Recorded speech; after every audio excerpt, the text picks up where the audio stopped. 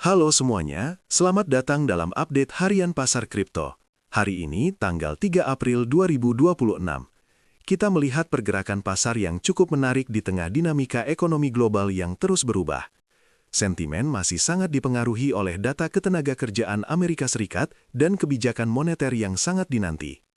Mari kita bedah apa yang sebenarnya terjadi di balik layar pergerakan harga hari ini.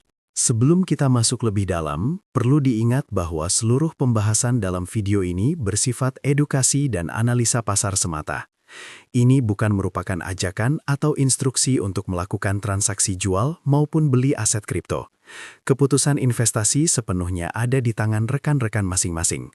Selalu lakukan riset mandiri atau do your own research sebelum mengambil langkah. Hari ini pasar tengah menyoroti data ekonomi krusial dari Amerika Serikat. Kita kedatangan data average hourly earnings, non-farm employment change, dan yang paling krusial adalah data tingkat pengangguran atau unemployment rate. Data ini seringkali memicu volatilitas tinggi karena menjadi acuan bagi bank sentral untuk menentukan arah kebijakan suku bunga mereka di masa depan. Berita pertama datang dari Federal Reserve yang memberikan sinyal potensi jeda dalam kenaikan suku bunga. Keputusan ini diambil karena adanya kekhawatiran terkait inflasi dan pertumbuhan ekonomi yang masih belum stabil. Bagi pasar kripto, sinyal ini bisa memberikan napas lega karena berkurangnya tekanan pada aset berisiko jika suku bunga tetap dipertahankan. Kedua, kita menyoroti inflasi Eurozone yang masih membandel di angka 7,2% pada bulan Maret.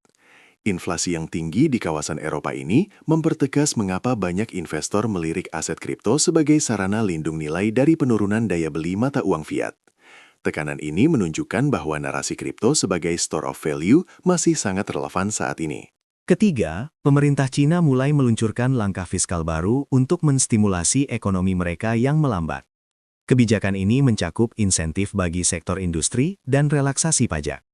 Stabilisasi ekonomi di Cina secara tidak langsung dapat meredam risiko geopolitik global yang seringkali menjadi pemicu kepanikan atau syok pada market aset digital selama ini. Untuk suasana hati pasar hari ini, Fear and Greed Index berada di level 28, yang masih masuk dalam kategori fear. Angka ini mencerminkan bahwa pelaku pasar masih cenderung berhati-hati dan belum ada optimisme berlebih yang terlihat dari sisi psikologis market. Keadaan ini biasanya terjadi saat pasar sedang mencari arah atau menunggu katalis besar berikutnya. Membahas indikator siklus, kita melihat Pi Cycle Top masih jauh di atas harga saat ini. Sebagai pengingat, indikator ini berfungsi seperti lampu peringatan. Ketika garis moving average mencapai titik tertentu, itu biasanya menandai puncak pasar. Saat ini, pergerakan kita masih sangat tenang dan berada jauh dari zona puncak tersebut.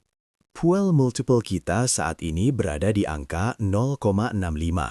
Dalam siklus kripto, angka ini menunjukkan bahwa kondisi penambang atau miner berada di fase yang cukup tertekan karena profitabilitas yang rendah.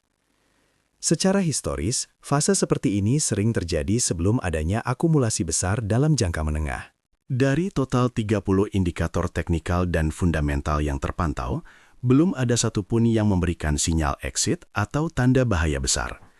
Indikator seperti MVRV Z-Score dan AHR 999 juga mengkonfirmasi bahwa kita masih berada di zona yang sangat jauh dari batas atas atau overheating, sehingga gambaran besarnya masih tergolong sangat objektif. Sekian pembahasan kita hari ini tentang kondisi pasar kripto. Ingat, konten ini dibuat semata-mata untuk tujuan edukasi dan analisa objektif. Selalu pertimbangkan manajemen risiko dalam setiap langkah yang Anda ambil di pasar keuangan. Sampai jumpa di update berikutnya.